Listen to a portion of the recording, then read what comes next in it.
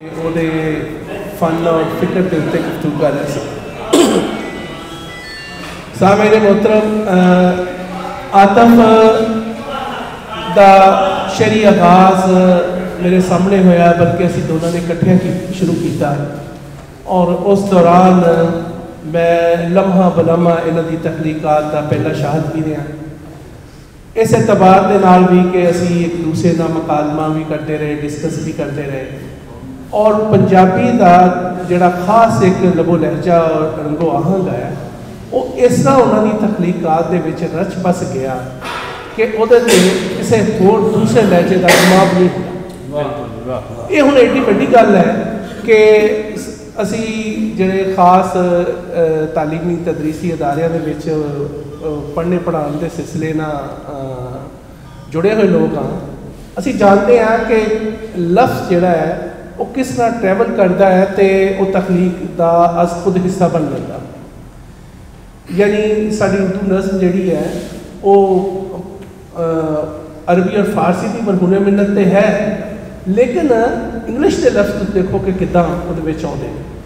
लेकिन आतफ की डिक्शन वो खास है कि जी इस धरती नाल जुड़ी हुई है और वो अपने इजहार लई उहदा इंतखाब करता, हर वटावा लफ्ज़ वो किते रखा। मैं मेरे बड़े प्यारे दोस्त रियाज काजी साहब ने बड़ी खुल के गल की और मैं चाहता सी कि इसका आगाज़ बहुत ही अच्छा और खूबसूरत हो ताकि इस सिलसिले में अगे बताया जाए। और मैं मुजीबर रहमान साहिब को कहना कि आए तो अपना इजहार करें। जनाब मुजीबर रहमान साहिब। बहुत शुक्रिया।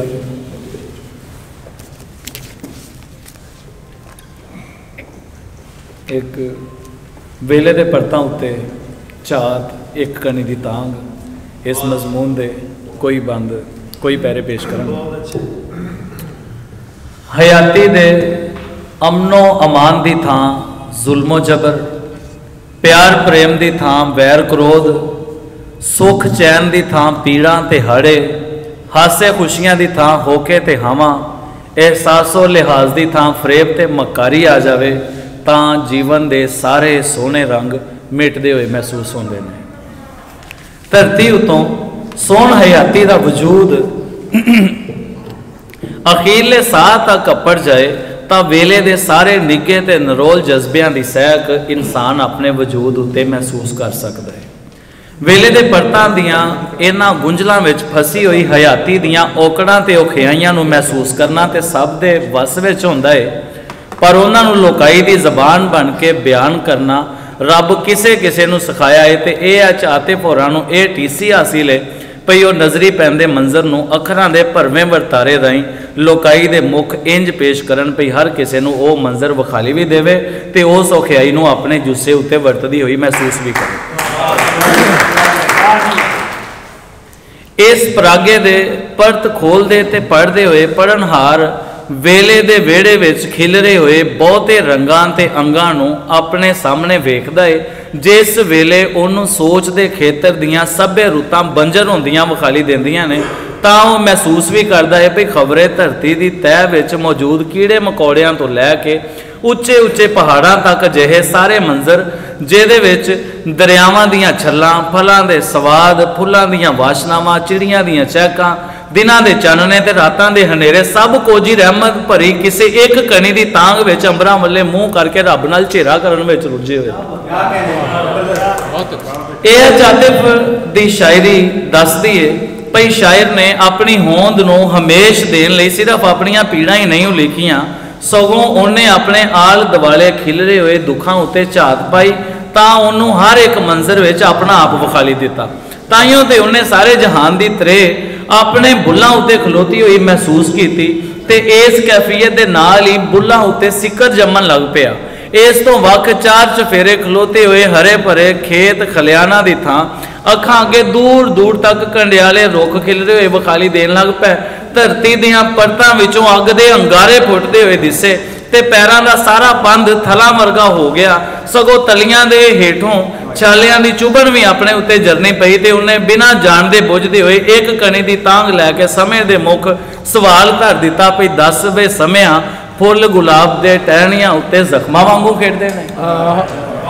दस वे समिया फुल गुलाब दे टहनियां उत्ते जख्मां वांगू खेडदे ने।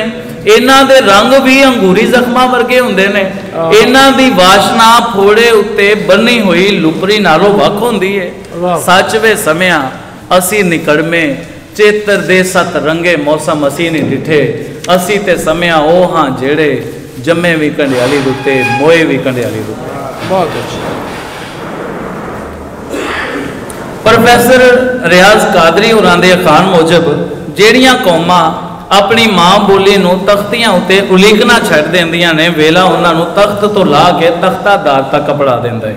ते इह गल मन्नी पर मन्नी है भई जेड़ी बोली विच इंसान ने लोरी सुनी होवे ओहदे तो वध ओहदे जज्बियां दी तर्जमानी कोई दूजी ज़बान नहीं कर सकदी।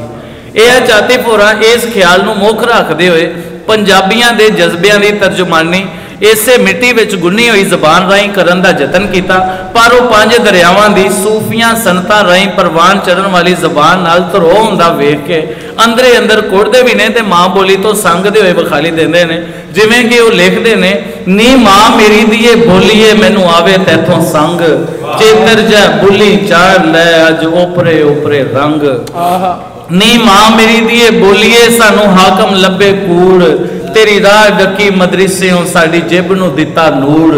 नी मां मेरी दिए बोलीए तेनू की कण दसां ए, सिर चाड़ के ओबड़ बोलियां असी आप उड़ाई खे। क्या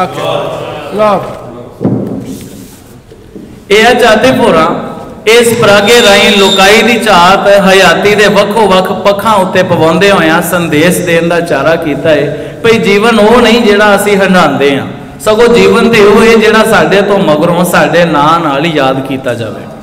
उन्हां पक्के पीटे अंदाज विच हयाती का वेरवा किया ते पंजाबी नज़म की नवीं लीह का प्रबंध भी किया तां जे इसे लीह ते पैर धरते हुए लिखारी वेले दे परत उत्ते नवीं पंजाबी नज़म के मुख मुहांदरे की वख तो सियान करवा सकन। उन्हां दी नज़म का सोहन यह भी है भई नज़म नूं आज़ाद रखदे होया भी अपने ख्याल नूं पाबंद किया। मुक्कदी गल है भई उन्हां दी इस लिखत ने मां बोली पंजाबी दे सोहन विच उचेचा वाधा किया है जिहड़ा बयानिया नहीं जा सकता। इस परागे नूं पंजाबी अदब विच जी आयां नूं आख्या जांदा है ते हथ चुकवी प्रार्थना है भई रब करे इस कलम नूं कोई रोक ना आवे। आमीन। जनाब मुजीबुर रहमान साहिल ए जातिफ की किताब के बारे अपना मजमून पेश कर रहे सन।